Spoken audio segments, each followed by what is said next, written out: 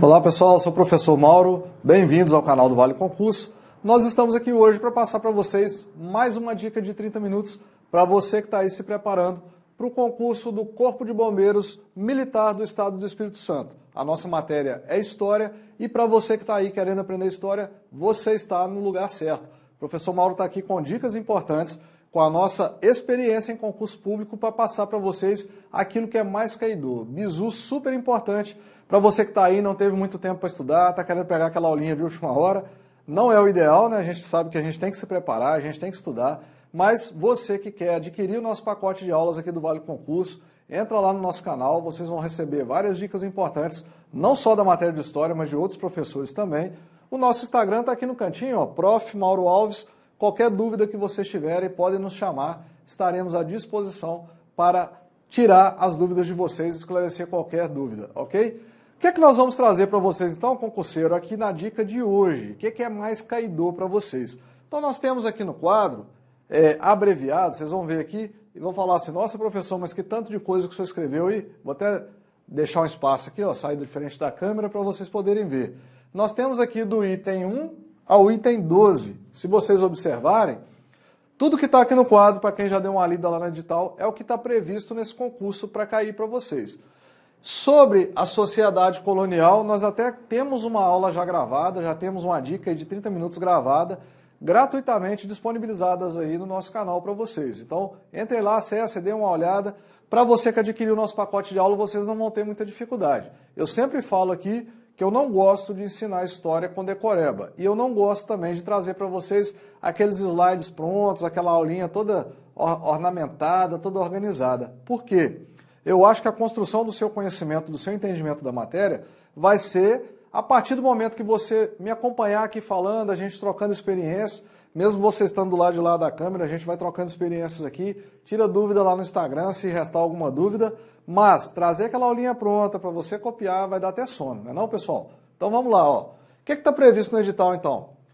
Sociedade colonial, independência do Estado brasileiro, a independência do Brasil e o Estado brasileiro, organização do Estado monárquico, a vida intelectual, política e artística do século XIX, organização política do Estado republicano, Primeira Guerra Mundial e seus efeitos no Brasil, lembrando que o edital de vocês somente contempla a história do Brasil. Aqui vem falando de Primeira Guerra e os seus efeitos no Brasil. Está abreviado aqui porque não ia caber, tá? Mas é os efeitos no Brasil.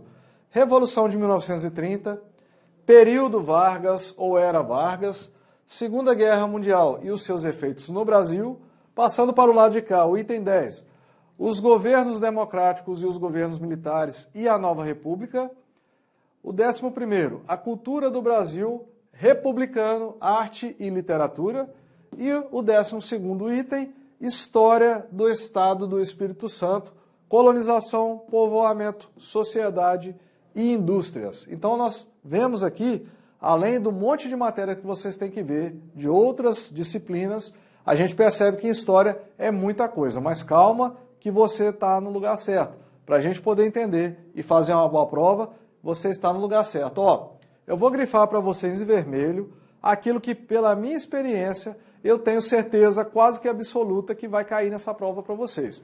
Pode ter algum item que eu deixar de riscar aqui que caia, porque às vezes a banca ela é meio, como é que eu vou dizer, maldosa, né? Ela quer atrapalhar a sua vida. E você tem que derrubar a banca, e para isso você precisa estudar. Então, dos itens que está aqui, ó, sociedade colonial, já vou marcar em vermelho. Tanto é, como eu disse para vocês, gravei uma aula, né, uma dica a respeito desse tema, porque é um tema importante. Pessoal, todo o assunto que a gente vai estudar em história, a gente precisa estudar sobre a sociedade, daquele assunto.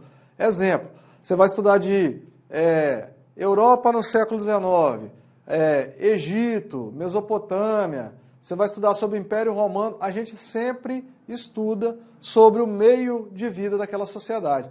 Por exemplo, se a gente falar lá do Império Romano, como é que era a vida lá no Império Romano?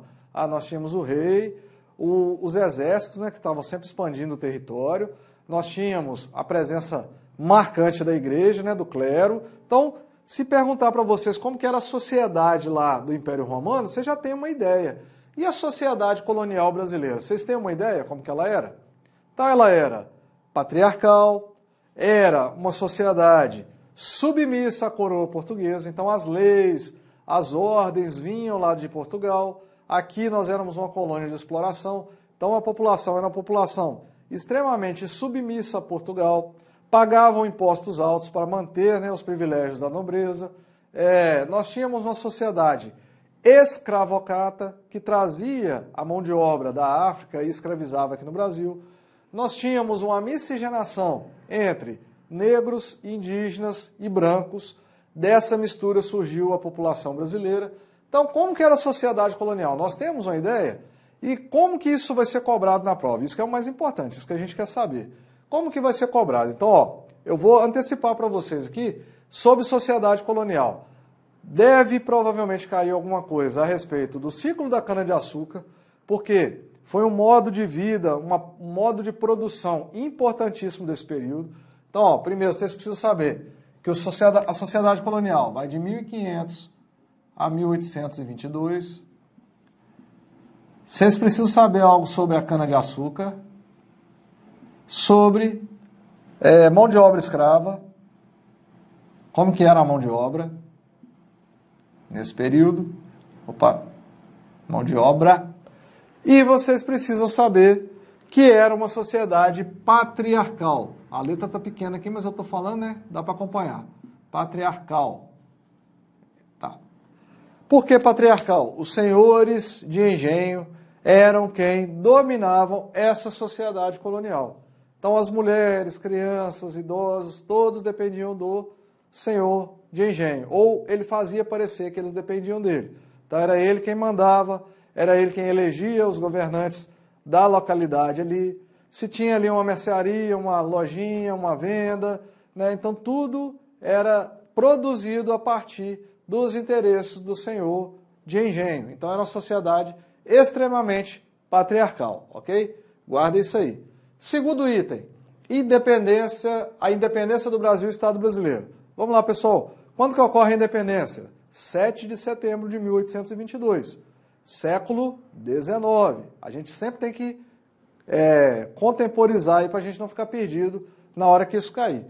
O processo de independência, quando a gente fala em independência do Estado brasileiro, por que ele vai acontecer? Precisamos lembrar que a independência acontece em 1822, mas que em 1808 a família real portuguesa já vem para o Brasil e desembarca no Rio de Janeiro com todo um acervo cultural de Portugal, traz para cá uma biblioteca, peças de artesanato, peças de, fugiu a palavra, esculturas, né? Eu fui falar esculturas, falei artesanato. Então já traz todo esse acervo de Portugal para cá, e aí, com essa chegada da família real portuguesa ao Brasil, nós já temos o início de um processo de independência do Estado brasileiro. Quando fala Estado brasileiro, é o Estado, a nação brasileira, começando a se tornar independente já desde 1808.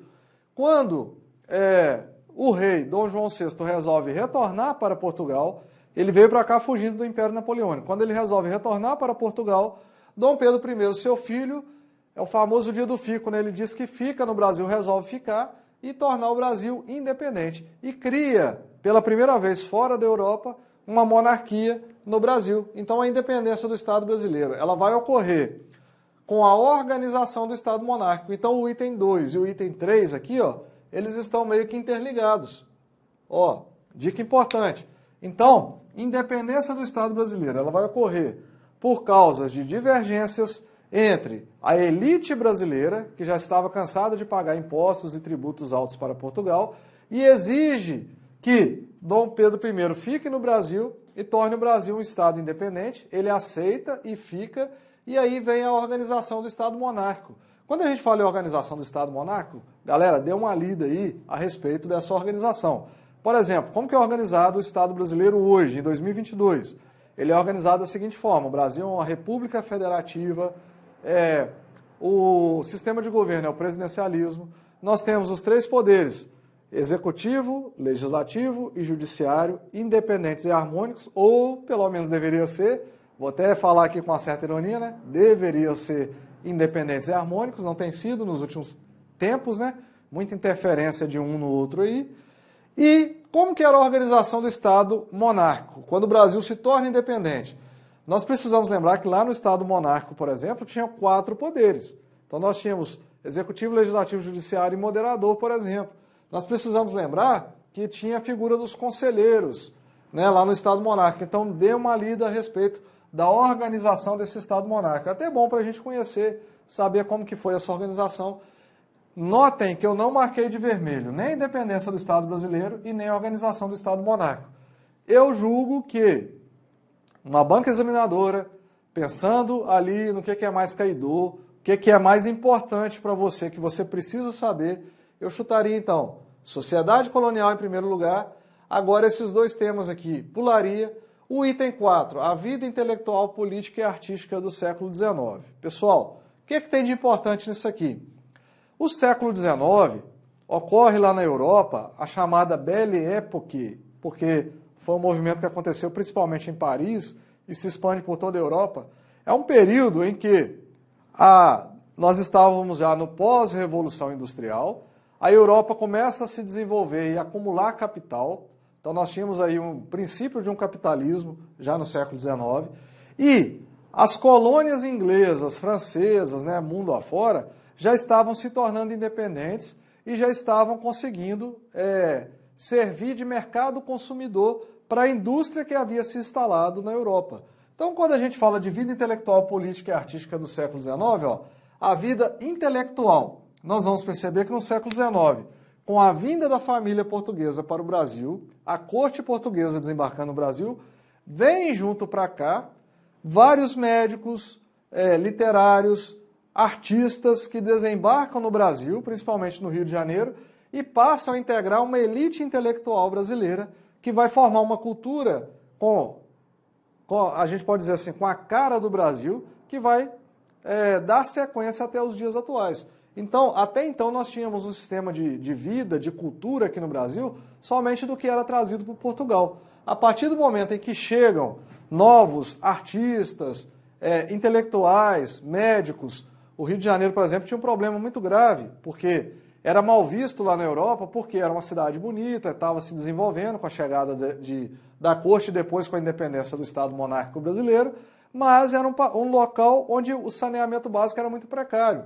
E aí nós vamos ter a chegada de sanealistas, né, que chegam nessa época e que vão cuidar do saneamento básico ali do Rio de Janeiro e vai melhorar essa imagem do Rio de Janeiro e do Brasil, consequentemente, lá no exterior. Então, é um período importante, mas eu, se fosse o examinador dessa banca, eu não colocaria isso aqui como algo que vocês têm que saber. Pode cair alguma questão a respeito? Pode. A parte política aqui do século XIX, o século XIX, nós estávamos no auge do ciclo do café. Lembra da economia cíclica, né, que a gente falou dentro da sociedade colonial? A gente passa, então, para o século XIX, já com o Brasil independente, pós-monarquia, com uma política voltada agora para os patriarcas, né, os senhores de café agora não tanto mais somente os donos de engenho, os produtores de cana-de-açúcar. Agora entra nessa competição também os grandes produtores de café. Então a política, ela fica muito baseada nesses grandes coronéis do café, os barões do café, e aí vão trazer para o Brasil também uma nova mão de obra, porque no século XIX ocorre a abolição da escravatura. Então vão trazer uma nova mão de obra de imigrantes alemães, italianos, japoneses, principalmente italianos, né, que eles vão desembarcar em grande quantidade no Brasil, fugindo de guerras e problemas até climáticos lá na região. Então, esse século XIX ele é importante por isso. Aí depois a gente tem a organização política do Estado republicano. Aí aqui, Estado republicano, pessoal, vou grifar para vocês, porque aqui eu já considero que é importante. Aqui, ó, vou puxar uma setinha, 1889. Lembra daquele feriado aí do 15 de novembro? A proclamação da República? Então, 1889, proclamação da República, começa a organização política do Estado republicano. Quando inicia-se a República no Brasil, aí nós partimos para um modelo parecido com o que nós temos hoje. Os 3 poderes lá que eu falei, executivo, legislativo e judiciário. Contudo, aqui está falando da organização política. A política era muito baseada na política, ela se torna forte nessa primeira república aqui, ó, entre 2 estados, Minas Gerais e São Paulo. Lembra lá República Café com Leite? Então ela vai surgir neste período, essa República Café com Leite, e o chamado voto de cabresto. Por quê? Os grandes coronéis, os grandes barões do café, é que escolhiam o candidato que eles queriam que ganhasse. E aí, como o povo, a população, a grande massa, né, os pequenos comerciantes, alfaiates, costureiras, artesãos que viviam no entorno das grandes fazendas de café e os próprios lavradores, camponeses, trabalhadores das fazendas de café, eles eram obrigados, eles eram levados até o local de votação. Lembrando que nessa época somente os homens votavam, né? Então esses homens eram levados até os locais de votação e ali eles tinham que votar e mostrar o papelzinho lá para o senhor, né, para o barão do café, para o coronel do café, falando, não, eu votei no candidato que o senhor mandou. Então era o chamado voto de cabresto. A Primeira República, então, ela fica marcada por isso. A alternância no poder entre Minas Gerais e São Paulo, sempre elegendo os primeiros presidentes ali. Esse período é chamado também de República Velha. Esse período da República Velha vai ficar marcado por essa interferência dos coronéis do café dentro da política. Então a organização política vai ter uma interferência aí. Primeira Guerra e seus efeitos no Brasil. Não acho que deve ser cobrado também. Eu acho mais fácil eles colocarem duas questões de outros temas mais relevantes do que cobrar a Primeira Guerra e seus efeitos no Brasil. Mas um dos efeitos da Primeira Guerra no Brasil é a vinda de alguns imigrantes para cá. Então, quando a Europa toda está envolvida na guerra, começam a chegar no Brasil os primeiros imigrantes e aí começa a miscigenar ainda mais a população brasileira. Esse é um dos efeitos. A economia. A Europa em crise, o Brasil vai sentir essa crise, então nós vamos ter também aí um outro efeito dessa Primeira Guerra Mundial. Lembrando, pessoal, que eu estou falando aqui de maneira bem superficial, porque nós temos gravados, né, aulas a respeito de todos esses itens, mas nós estamos passando para vocês aqui somente uma dica de 30 minutos do que deve ser mais caidor, ok? Agora eu chamo a atenção de vocês, ó, vou marcar em vermelho Revolução de 30 e vou marcar em vermelho Era Vargas. E ainda vou colocar um asterisco aqui na frente, ó. Concurseiros de plantão, todo edital que tiver Revolução de 30 e Era Vargas, estudem bastante. Por quê? A Revolução de 30 é que veio acabar com a República Velha e vai instalar no Brasil o Estado Novo. Esse Estado Novo vai trazer uma nova Constituição da República e a chegada de Vargas, né, Getúlio Vargas, vai criar uma verdadeira era, né, chamada Era Vargas ou Período Vargas. Ele coincide com o período pós-Primeira Guerra Mundial e pós-crise de 29. Então o mundo estava enfraquecido pela crise de 29 e aí chega um líder populista no Brasil que toma o poder através de um golpe, porém um golpe que, no meu ponto de vista, necessário, um cara extremamente importante, uma figura política importantíssima para a história do Brasil. E para quem quer entender de história, no meu entendimento, a história política do Brasil ela é dividida em antes de Vargas e depois de Vargas. Então ele chega, cria o Estado Novo, a nova Constituição, o voto feminino, leis trabalhistas, descanso semanal remunerado, Código Penal, Código de Processo Penal. Então tudo isso vai surgir nesse período. Lembrando que a Era Vargas vai de 1930 a 1945. Então a Revolução de 30 dá início a essa era. Importantíssimo, quem quer passar em concurso público, pessoal, olha a dica, tem que saber sobre Era Vargas, tem que saber sobre Revolução de 30. Não tem como passar sem saber. Aqui eu acredito que eles possam tirar até 4 questões desses dois temas, ok? Julgo importantíssimo. Segunda Guerra e seus efeitos no Brasil. Segunda Guerra e seus efeitos no Brasil, não vou marcar em vermelho, embora seja um assunto importante. Ela vai durar de 1939 a 1945, e quando a gente chega em 1945, aí vem os efeitos dessa Segunda Guerra. Principal efeito da Segunda Guerra Mundial, o mundo bipolar, a Guerra Fria, o mundo dividido entre duas superpotências, Estados Unidos, capitalista, e União Soviética, socialista. Inicia-se ali a Guerra Fria. O Brasil vai se aliar aos Estados Unidos. E aí, a partir da Segunda Guerra, um dos efeitos é que o Brasil vai rechaçar qualquer ameaça comunista no Brasil, porque o Brasil se torna aliado capitalista e inimigo do socialismo em contrapartida. Todos os políticos brasileiros, as elites políticas brasileiras vão concordar? Não. E aí, a partir dessa Segunda Guerra Mundial e seus efeitos no Brasil, vão surgir essa divisão que hoje está tão em foco, né, na mídia brasileira. Então, essa divisão já começa aqui, ó. Mesmo antes, lá no período da Era Vargas, já havia, né? Mas aqui a gente sente os efeitos muito mais claros. Então, essa divisão aí entre as ideologias capitalista e socialista, entre direita e esquerda, entre situação e oposição, dependendo do momento, ela já surge aqui no período pós-1945. E aí, nós temos aqui os governos democráticos e os governos militares e a nova república. Então vamos lá, só para não confundir vocês. Então, um dos efeitos da Segunda Guerra no Brasil, além, que a gente sabe que todo período pós-guerra é de enfraquecimento econômico, mas nós temos essa condição do Brasil aliado mais com as ideias capitalistas e associado às ideias dos Estados Unidos, a ideologia norte-americana. Bom, aí nós temos um período aqui que vai de 1946 até 1964, em que está englobado esses governos democráticos aqui. Receberam esse nome de governos democráticos por quê? Até 1945, eu não falei que estava Vargas, de 1930 a 45, Vargas não foi considerado um ditador, entre aspas, na minha visão, um ditador que para aquela época foi necessário e que transformou o Brasil para melhor. Visão do professor Mauro, ninguém precisa concordar, tá? Sem polêmicas aqui. Mas a Era Vargas vai de 1930 a 1945. Ele foi considerado um ditador porque ele deu um golpe, né? Ele não foi eleito, ou pelo menos, ele não foi, não consideraram a eleição dele, ele foi colocado no poder para acabar com aquela questão do voto de cabresto que eu havia falado, que só colocava presidentes de Minas ou de São Paulo. E Vargas era gaúcho, né? Então ele entra como se fosse uma força de resposta, né, a essa situação. Terminado então o governo Vargas, 1946 a 1964, nós temos os governos democráticos, porque aí foram eleitos realmente, já tinha o voto feminino e tal, eles foram eleitos.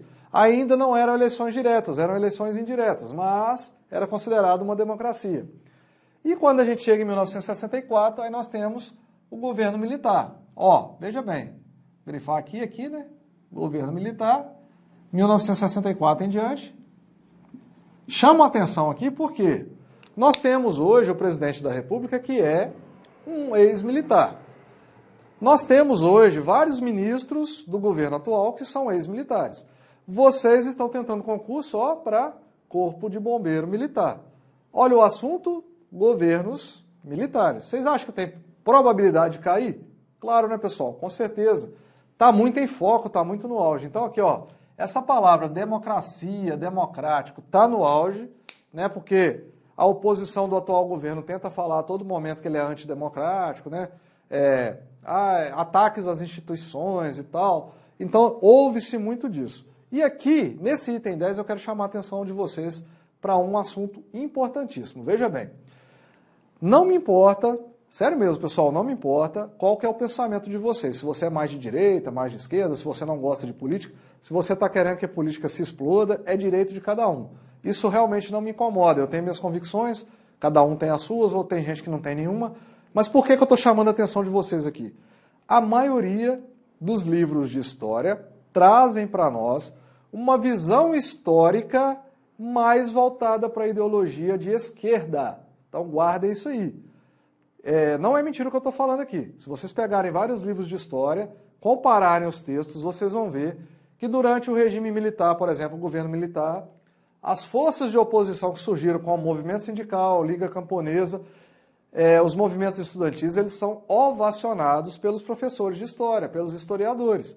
Isso significa, para você que vai fazer concurso público, que se você, por exemplo, tem um pensamento alinhado com a direita, se você é mais voltado para ideias que são favoráveis ao que aconteceu durante o regime militar, cuidado que vocês correm um sério risco de errar a questão. Independente se você está certo ou errado, o que eu quero chamar a atenção? O que a maioria dos historiadores fala? Que foi um governo repressor, que matou muita gente, que perseguiu.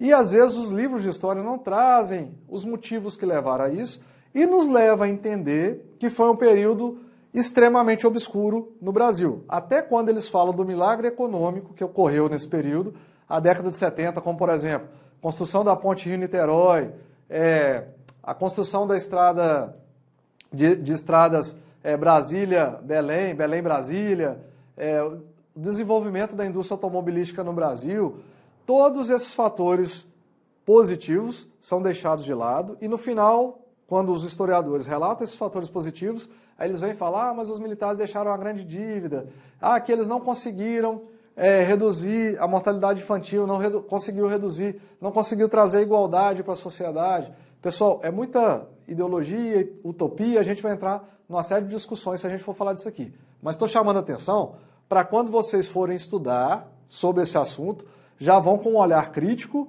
para que se você quer passar em concurso e quer acertar a questão, você tem que estar alinhado com o que o autor daquele texto está dizendo. Se o autor tem uma visão mais para a direita ou se o autor tem uma visão mais para a esquerda. Porque senão, se você for pela sua convicção, que talvez seja contrária, você pode errar a questão. Deu para entender? Então, os governos democráticos, 1946 a 64, eleitos pelo voto indireto, chega em 64, entra o governo militar e fica até 1985, quando o movimento das diretas já traz para nós a nova república, que inicia-se em 1985, mas que se acentua principalmente com a Constituição Federal de 1988, desculpa, o erro aí, 1988, a chamada Constituição Cidadã, que vai trazer direitos para a população que ela não tinha durante o regime militar. Então essa Constituição e as diretas já, dentro dessa nova república, vai trazer essa nova configuração social para o Brasil. E aí quando a gente fala de cultura do Brasil, a cultura do Brasil republicano, arte e literatura. O Brasil republicano é de 1889 até os dias atuais. Então quando a gente vai falar de cultura no Brasil republicano, arte e literatura, vai depender do momento em que está falando. Então eles devem trazer algum texto perguntando algo sobre a cultura. Se for atualmente, hoje a gente tem uma certa liberdade. A cultura hoje você pode ir na televisão e falar mal do presidente, você pode falar bem do presidente, você pode falar mal do prefeito da sua cidade. Nós temos uma cultura em que as letras das músicas podem falar sobre o que quiser. E durante um tempo não tinha isso, né? No regime militar, por exemplo, era proibido algumas letras de música, algumas peças teatrais, algumas novelas foram censuradas. Então a cultura no Brasil republicano, arte e literatura, vai depender do período em que o texto que vier lá na questão estiver pedindo. E por fim, item 12, a história do Estado do Espírito Santo. Para a história do Estado do Espírito Santo, aconselho vocês a dar uma lida, porque vem perguntando sobre a colonização, povoamento, sociedade e indústrias.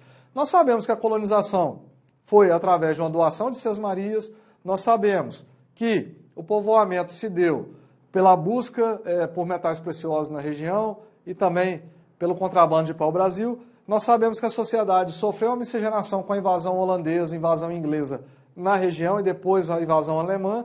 Sabemos que a industrialização começou forte nessa região porque é uma região onde tem recursos capazes de mover a indústria. Mas são assuntos que a gente precisa aprofundar. Então também vou marcar em vermelho aqui porque é bizu caidor. Então, resumindo, a gente está ali quase encerrando a aula, pessoal. Então, só para a gente encerrar rapidamente. Estudem bastante sobre sociedade colonial, organização política, Era Vargas e Revolução de 30. Vocês têm que saber.